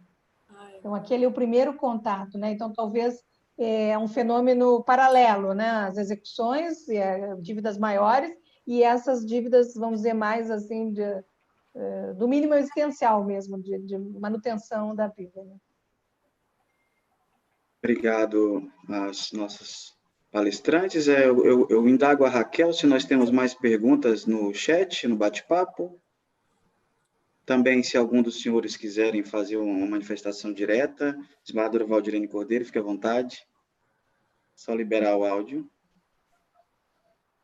Perfeito. Bom dia a todos os presentes. Cumprimento o desembargador Roberto Barros, minha colega desembargadora Evangelista, e, claro, as nossas distribuidoras de conhecimento, doutora Cláudia, doutora Clarice. É sempre uma satisfação a gente ouvir boas palavras e boas ideias, né? Esse PL, tratando exatamente desse PL, ele veio, embora tramite desde 2015, ele veio em bom momento para nós agora nessa situação. Porque se a prevenção é o superendividamento, esse é o momento. Ele, por conta desse PL, ele traz, implementou-se aquele link, aquele site de Não Me Perturbe, foi a partir da ideia do 3515. E também, neste PL, ele tem a proposta de proibir aquelas divulgações maciças que nós verificamos ainda, de crédito sem juros, né? Contrato fácil, que abarca aquelas pessoas que já se encontram endividadas e simplesmente fazem mais endividado, notadamente as pessoas mais experientes, né, por conta dos filhos, por conta dos netos.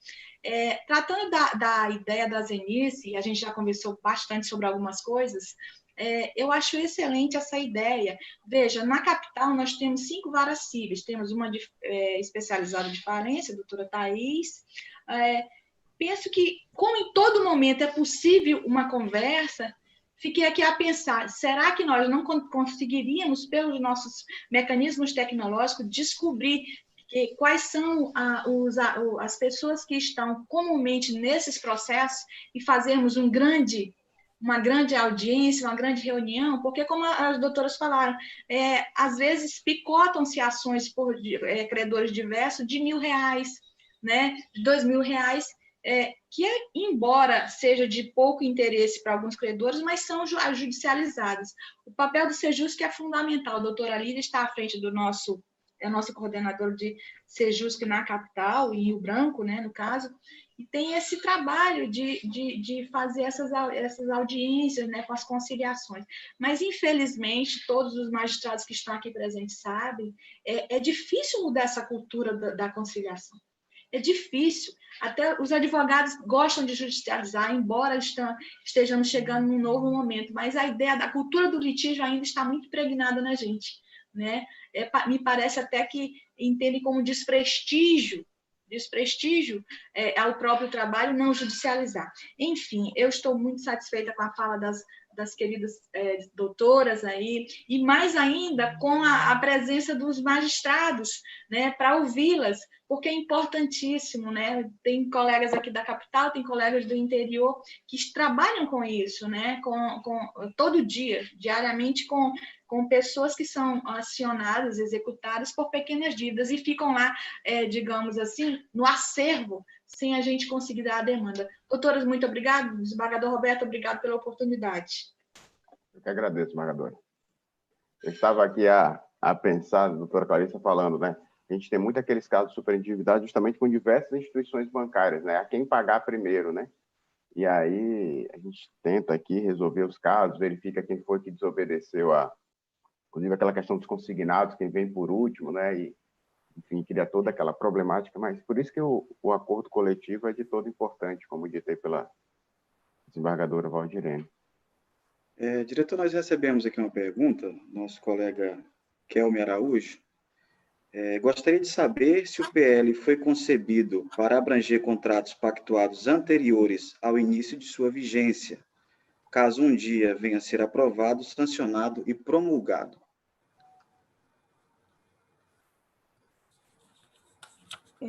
Bem, eu gostaria de agradecer a pergunta e também a observação muito importante da desembargadora Valdirene, né? Nós também perguntamos quantos, e do desembargador Barros, quantos credores cada uma dessas pessoas tinha, né? E os dados são impressionantes. 98,4% devem para só 3 credores, porque já pegamos aquela fase em que a pessoa faz um crédito para pagar os outros créditos, né? Então, concentra as dívidas, por isso talvez mais importante. Agora, até 6 credores são 97,2% das dívidas. Então, é bem possível reunir esses 6 credores, né, para chegar num plano de pagamento. Bem, quanto à delimitação das dívidas, realmente o PL foi feito para retroagir, principalmente na parte da conciliação, né? Na parte da prevenção, ele tem algumas novidades importantes, como, por exemplo, em matéria de crédito consignado, um direito de arrependimento. Então, esse direito de arrependimento não pode, isso vai ser para frente, né? Mas, quanto ao crédito responsável, essa ideia de boa-fé, de avaliação, se a pessoa pode pagar, dessa cultura da dívida e da conexão entre o contrato de crédito e o contrato de consumo, isso realmente haverá um impacto em relação aos contratos anteriores, assinados anteriormente, né? Essa teoria do ato jurídico perfeito, né, que o Supremo Tribunal Federal é tão forte, né? Agora, na última versão do projeto, que possivelmente será pautado, foi colocado uma regra transitória. E nessa regra transitória, eu não tenho certeza qual é a regra transitória, porque só o presidente da Câmara sabe a redação da regra transitória. Ela foi pensada para a medida provisória 936, porque a medida provisória 936 tinha uma cláusula que não passou no Senado, mas ela previa, assim como foi aprovada pela Câmara de Deputados, que o consignado aumentaria para 40% do salário das pessoas, na época de pandemia. Então, eles prevendo o aumento vamos dizer, da faixa consignável, né, eles colocaram uma regra transitória, Então, eu não conheço essa regra transitória, o texto dela, mas talvez por causa dessa regra transitória, o projeto só se aplique para o futuro, ou só durante a pandemia. Durante a pandemia, o aumento, né? Então, eu não sei qual é o texto da redação. Assim como ele foi concebido, ele teria reflexos nos contratos anteriores. Nós temos que ver quando ele for pautado, né, quando o presidente eminente deputado Rodrigo Maia pautar com uma regra transitória. Aí não sei. Mas mesmo que seja só para o futuro, né, ele permitiria as pessoas conciliarem, né? Ele criaria essa conciliação em bloco. Então, essa parte teria repercussão para os contratos anteriores. Processual, né? Entra imediatamente em vigor. Doutora Clarice, quer complementar? Sim. Não, eu gostaria de ver aqui uma pergunta da colega Thais. Sim. Né? Que é bem interessante, que os colegas costumam sempre perguntar, bom, como é que tem sido na prática, já que as instituições bancárias são, em regra, muito resistentes para conciliar, né? Eu digo que a dificuldade maior, né, foi no início, lá em 2003, quando a gente começou a fazer essas conciliações, né? Porque não conheciam a prática ainda, né? Bom, pré-processual, mas eu não tenho que ir, então muitos não iam, né? A partir do momento em que conheceram, que souberam que era de iniciativa do devedor, vejam bem, inverte o paradigma, né? Esse procedimento, ele inicia a partir de iniciativa do devedor que quer renegociar suas dívidas. É ele que procurou o judiciário, que procurou lá o PROCON da sua cidade, que chama os seus credores para renegociar. Isso é uma grande novidade, por si só já demonstra, a princípio, a sua boa-fé. Bom, a partir daí, são anos de prática, os bancos, principalmente os bancos públicos, às vezes, são mais engessados nas propostas, nas conciliações, né, por uma questão da política de cada instituição. Mas os bancos privados que já conhecem, né, já sabem como isso funciona, e já fazem isso em vários estados, eles comparecem, sim, as grandes e os principais bancos privados, não tem nenhuma dificuldade, eles comparecem. Claro, a gente fez ajuste de datas, né, concentrou as audiências para facilitar para todos numa data X, eles já estão sabendo que naquela data são as audiências do superendividamento, né, e eles comparecem, vêm com boas propostas. Agora a gente ainda tem essa experiência, esse know-how virtual que a gente adquiriu aqui durante o período, né? Então, como eu estava dizendo, também a gente vai poder fazer com o devedor, com a pessoa mais vulnerável no fórum ali com a gente, e esses prepostos das instituições financeiras, entre outros credores, vão poder estar, né, sem necessidade de se deslocar, virtualmente reunidos com a gente. Então, eu diria que, em relação às instituições financeiras, não há mais problemas. A conciliação em bloco das dívidas já é conhecida, né, é aprovada pelo Sistema Nacional de Defesa do Consumidor, certo? Então, isso não é mais propriamente uma novidade. Fizerem contato com o banco X, Y, eles já vão saber do que explicarem que são audiências globais de supervisionamento, eles já vão conhecer, né, essa prática.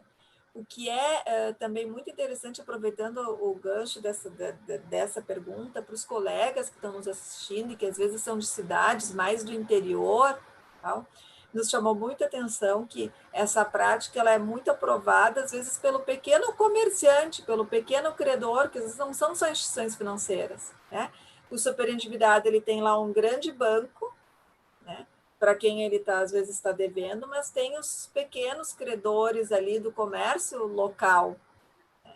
E uma audiência coletiva, quando a gente chama todos, né, além do credor descobrir, enfim, que ele quer estar de boa vontade, quer renegociar, saber que ele não está devendo né, porque porque assim é malandro, está de boa fé, não, que ele quer pagar. É uma chance que aquele credor ali tem de parcelar um pouco mais, de dar um prazo de mais 2 meses, enfim, e de vir a receber aquela dívida, porque para os pequenos credores, essa é uma grande oportunidade de receber créditos que eles tinham como perdidos. Então, por isso que a professora comenta, é a cultura do pagamento, né? Porque o devedor resgata a dignidade e os credores recebem as suas dívidas, né? Que poderiam até, às vezes, executar e ficar ali anos esperando no judiciário, né? Aquilo que não vem. Com esse acordo, com uma readequação conjunta do passivo, pequenos credores também vão receber. E é muito legal nas cidades pequenas. Quando eu comecei, fui na cidade da Grande Porto Alegre, aqui bem menor, né, em Sapucaia do Sul, a gente divulgou primeiro, reuniu com a CDL, a Câmara de Lojistas, tal, né, da cidade, e fez essa divulgação para os credores, para as empresas. Esclareceu a eles que o que a gente estava começando a fazer eram renegociações de dívidas, mas para que eles recebessem o seu crédito. E o mais incrível foi, a partir daí que eles entenderam qual era a intenção, o serviço que a gente estava fazendo, nós tivemos muitos consumidores encaminhados pelas lojas. Vá no judiciário a acertar isso.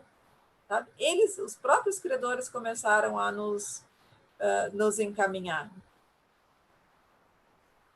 Que bom, obrigado, doutora. Eu tenho uma sinalização que a desembargadora Eva gostaria de se manifestar. Sim. Fique à vontade. Pois não. Meu bom dia. Eu saúdo o eminente desembargador Roberto Barros, diretor da nossa escola judicial, desembargadora Valdirene Cordeiro, que preside a 2ª Câmara Civil do nosso tribunal, doutora Zenice, coordenadora científica da escola, senhoras professoras, palestrantes, doutora Cláudia Marques, doutora Clarice Costa de Lima, saúdo dos senhores juízes. Eu digo que já fiz uma saudação inicial e eu a fiz em nome do doutor Daniel Bonfim, presidente da nossa Associação dos Magistrados Acreanos. Assisti bem atentamente às palestras, às apresentações, e digo que tenho somente que louvar a iniciativa do Tribunal de Justiça por sua escola judicial para que, neste momento de uma dificuldade tão grande enfrentada por todos, que não digamos que nós temos uma facilidade extraordinária da comunicação. E eu extraí do texto da fala da doutora Clarice exatamente isso, porque temos o ledo engano de dizer que estamos, sim, atendendo a população. Nós não estamos atendendo a população na sua integralidade. Vi transcender da sua fala, doutora Clarice, a preocupação com o consumidor, com aquele que está distanciado, porque as pessoas que não possuem acesso a dados, a insuficiência de dados para a comunicação. Dias atrás, com base nesse sentimento, doutora Cláudia, que devemos fazer uma aplicação do direito com humanidade. É que eu, como coordenadora das mulheres em situação de violência doméstica e familiar do nosso Tribunal de Justiça, é a preocupação que as senhoras trouxeram para o nosso tribunal, é a preocupação que eu tenho, é do cidadão que não está sendo atendido. Porque nós temos uma realidade diferente dos seus estados que são todos ligados por estradas. Nós temos lugares onde só se chega de avião ou de barco. E esse cidadão, como estará? Esse cidadão que não tem acesso a celular, teve uma febre inicial, logo do início da pandemia, o desembargador Roberto sabe, a desembargadora Valdirene diz, não tudo se resolve por aplicativo. Que aplicativo? Aquela mulher, uma violência doméstica e familiar em que a mulher, a maioria das mulheres é de classe economicamente desprovida de tudo, ela nem se tem um celular só para chamadas, ela não tem acesso a dados. Então, essa é a mesma situação do consumidor, e eu estava aqui a traçar um paralelo sobre isso, porque me preocupa, sim, o cidadão que não está sendo intimado. Dias atrás, na qualidade de coordenadora, me permite, desembargador Roberto, coordenadora das mulheres em situação de violência doméstica e familiar, o meu telefone ele não tem reserva. E eu recebi um telefonema, e o caso era do consumidor. Inclusive, ela integra a rede de proteção do nosso estado, na qual a senhora lá, essa mulher, essa senhora, ela dizia de um fato, ela já tinha em outras oportunidades me reportado a uma cobrança indevida de um determinado banco, desses que as senhoras acabam de mencionar, que fazem as propostas por telefone, e ela estava sendo descontada do salário dela, uma importância da qual era impagável, porque ela não tinha mais condição de sobrevivência. Me relatou isso a primeira vez. Na segunda oportunidade, eu consegui o atendimento para ela pela Defensoria Pública. E outra coisa, acesso à justiça, que nós precisamos também falar sobre isso. O acesso à justiça. E agora, na época da pandemia, a Defensoria Pública prontamente atendeu e pediu uma liminar para que cessasse os descontos na conta daquela senhora. Pois bem, o que aconteceu? É que parece-me que não houve uma resposta, que não existiu uma resposta. Agora, há uma semana atrás, ela me fez o seguinte, um WhatsApp, e ela disse: doutora, eu queria lhe perguntar se a justiça existe. Os senhores haverão de compreender de que há uma pergunta em que há uma dificuldade de resposta. Eu sabia bem o que ela queria dizer. É essa justiça que a senhora faz? Essa é a justiça que a senhora representa? Essa justiça em que eu não tenho resposta? Então, desembargador Roberto e desembargadora Valdirene, as pessoas, elas questionam por que nós não oferecemos a resposta. Daí, agora, eu não interferi, que eu não posso interferir, mas eu a encaminhei para que conseguisse, falasse com um determinado servidor de uma vara, e foi marcada a audiência. Marcada a audiência agora para dias próximos. Então, eu lhes digo que há uma dificuldade muito grande de nós repensarmos, se fala em isolamento social, desembargador Roberto, desembargadora Valdirene, nós somos os privilegiados. Nós estamos no isolamento social, nós julgamos. E agora? E aqueles que não têm, que são dos serviços essenciais? E aquelas pessoas que trabalham os médicos, os prestadores de serviços, os enfermeiros, enfim. Qual é a preocupação com essas pessoas? Essas pessoas, elas precisam ser olhadas. E foi esse olhar diferencial que as senhoras trouxeram. E a desembargadora Valdirene pontuou algo que é extraordinário.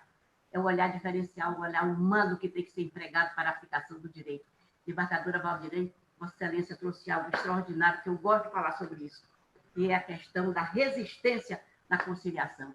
E eu vejo aqui a doutora Clarice, a doutora Cláudia, e dizem, olha, nós temos a questão, a pré-processual.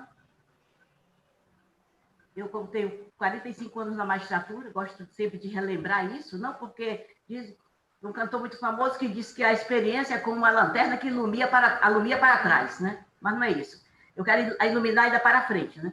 Pois bem, e digo aos senhores o seguinte, que me recordo daquela lei, eu esqueci agora o nome dela, é uma lei, o número, é uma lei que antecede os juizados especiais. Inclusive, de 1987, quando eu fui presidente do Tribunal de Justiça, faz muito tempo, pois bem, e lá instalamos aqueles juizados informais de conciliação, que era formado por procuradores de justiça, por promotores, por advogados, enfim, procuradores do Estado, e aquele juizado deu certo. Me recordo de um caso que uma senhorinha que esperava uma decisão, era um caso do inventário, há 15 anos foi resolvido.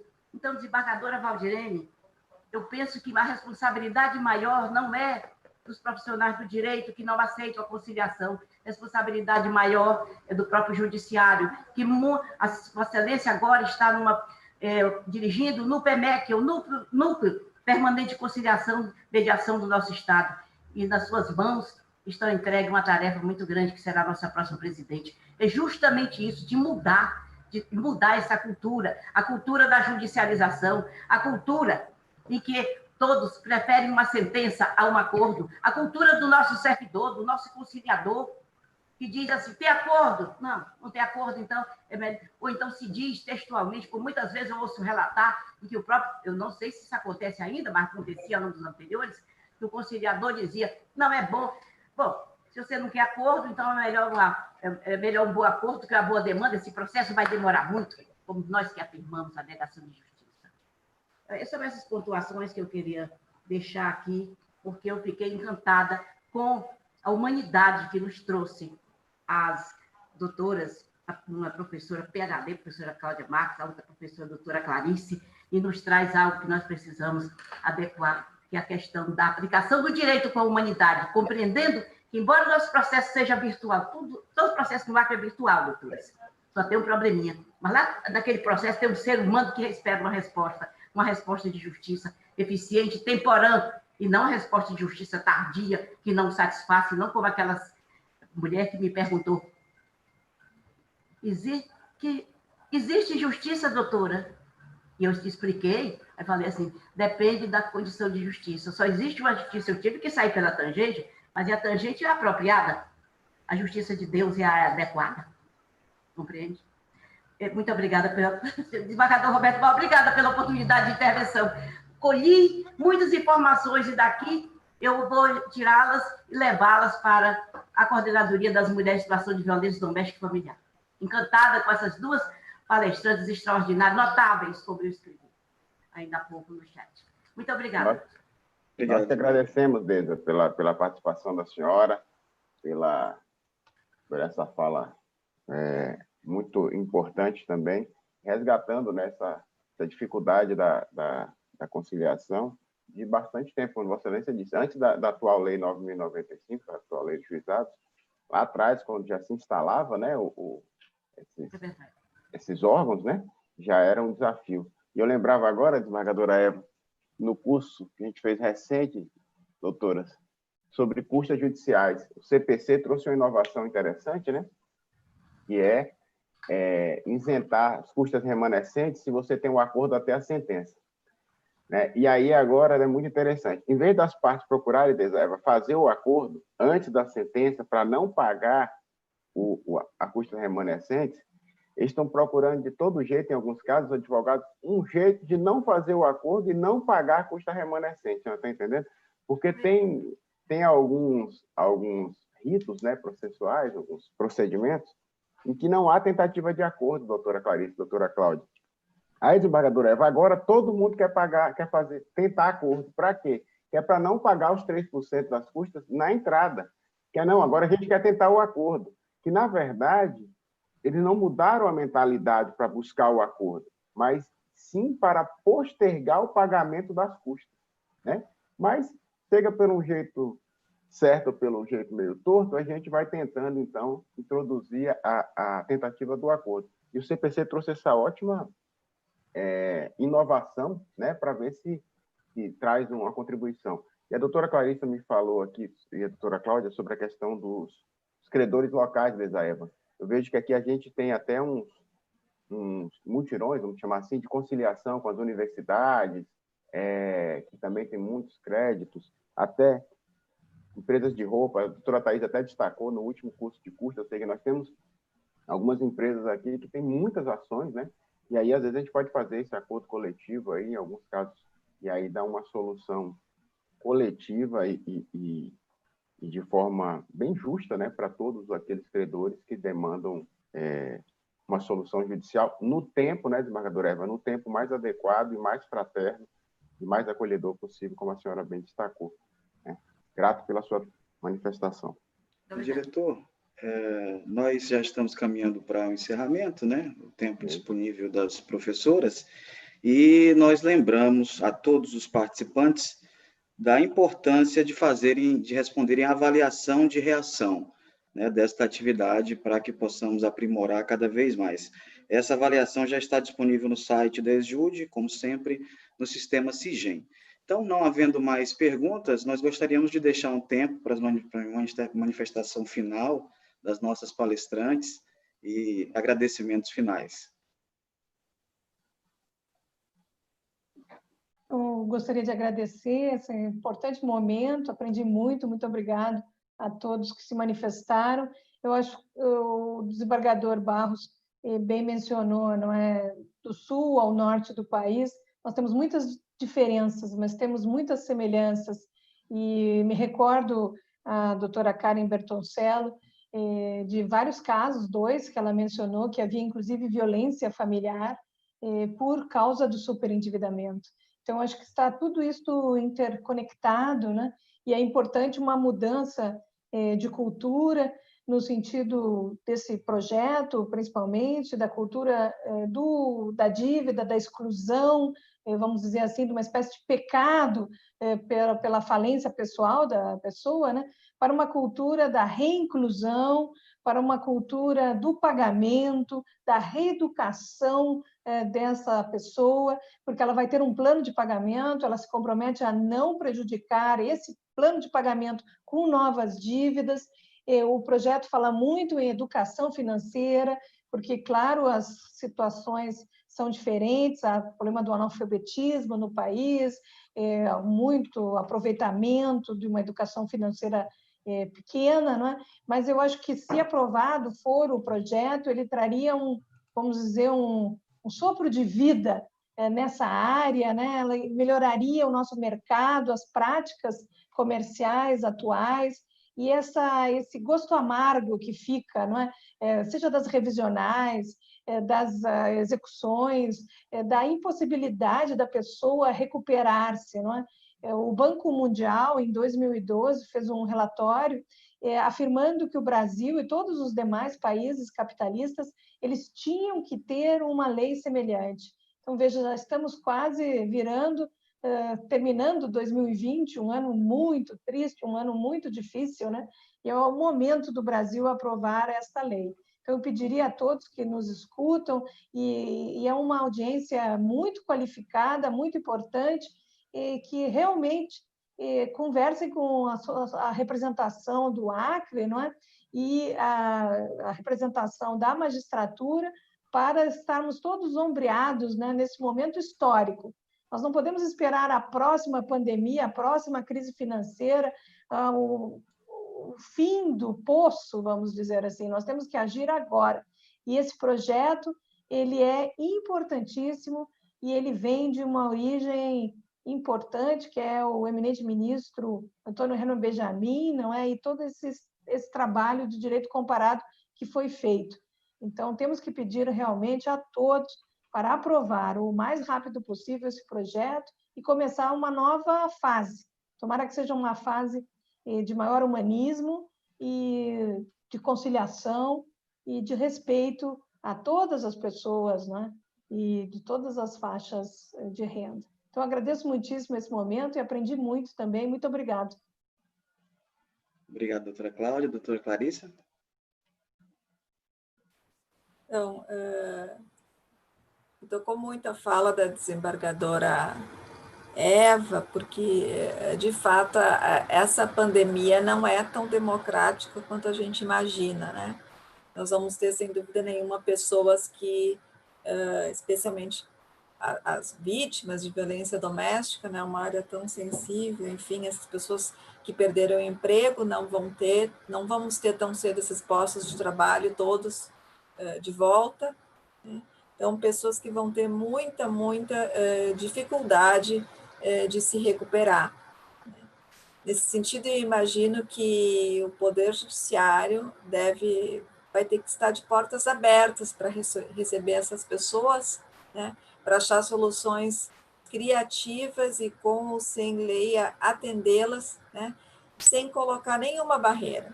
Que bom se elas lembram e confiam no Poder Judiciário, que, que deve estar sempre, né, acessível, enfim, por isso me reportei aquela preocupação de às vezes, temos de criar barreira, inovações, né, que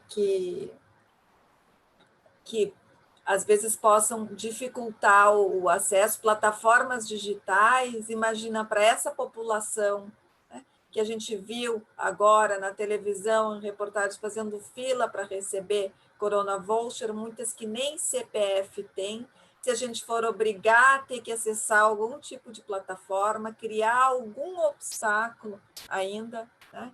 Então, acho que fica de lição que lembrou a desembargadora Eva, de que nós vamos ter que ter um olhar diferenciado para essa população e homenageando o ministro, merecidamente, o ministro Aaron Benjamin, né, que nos seus julgados ele sempre reporta que ao se proteger o hipervulnerável, quem está ganhando é a própria sociedade.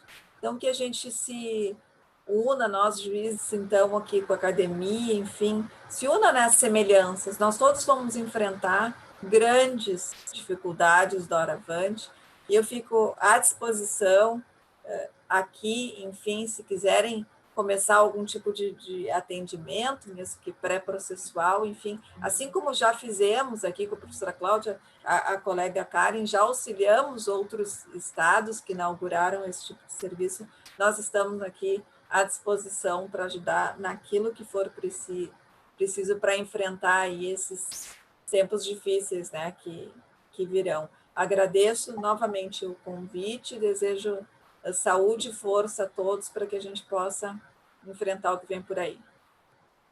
Obrigado, doutora Clarissa. Antes das considerações finais do nosso diretor, nós agradecemos desde já a gentileza e a disponibilidade das nossas palestrantes, também a coordenação científica da doutora Zenice Cardoso, a participação efetiva das desembargadoras Eva Evangelista e Valdirene Cordeiro, que inclusive escreveu aqui um comentário que eu vou passar a todos, informando que o uso gratuito fomentado pelo Tribunal de Justiça à plataforma consumidor.gov teve significativo acesso de consumidores buscando resolver extrajudicialmente suas questões consumeiristas. Então, agradecemos a participação das desembargadoras e também de todos os magistrados que fazemos na pessoa do presidente da ASMAC, doutor Daniel Bonfim. Agora sim, para suas considerações finais, o diretor desembargador Roberto Barros.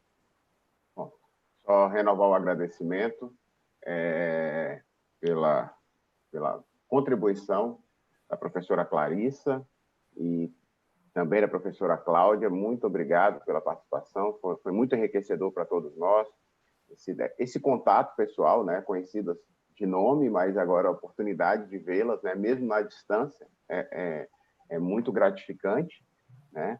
E agradecemos imensamente, esperamos vê-las em outras atividades, né? Seja a doutora Clarissa lá pela Infam, a doutora Cláudia pela Infam, ou aqui junto, direto conosco aqui na escola, com experiência ímpar. Mesmo diante de toda essa dificuldade, ou seja, a pandemia trouxe esse olhar, a gente passou a utilizar um pouco mais as plataformas, né, para cursos ao vivo, né? Porque a gente usava muito aquele modelo da própria Infam, que a gente gravava os cursos, os vídeos, né? Mas agora não, a gente está tendo que usar mais para o ao vivo para superar a impossibilidade do contato presencial, né? Ou no mesmo ambiente físico, né? Então a gente está agora no mesmo ambiente virtual, estamos numa sala de aula virtual, né? Então, agradeço então imensamente as professoras, a doutora Zenice, né, pelo contato, pelo empenho, e para não atrasar as doutoras que estão no limite, faltando 1 minuto, um abraço fraternal, então, a todos os presentes que atenderam ao nosso convite,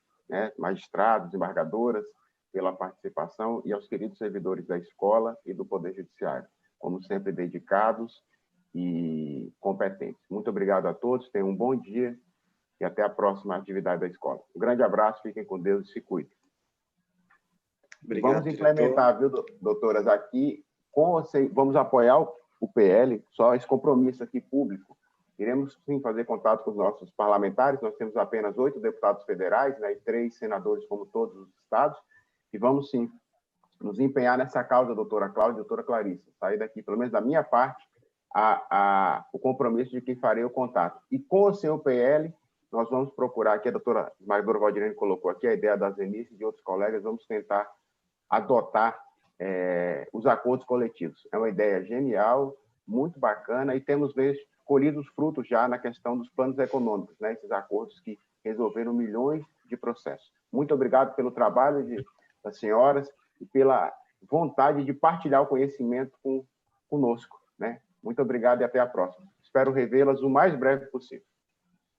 Obrigado, diretor. Um abraço. Encerramos, então, assim, o nosso webinário Endividamento do Consumidor em Tempos de Pandemia, com a pós-doutora Cláudia Marques e a doutora Clarissa Costa de Lima. Agradecemos a todos e até a próxima.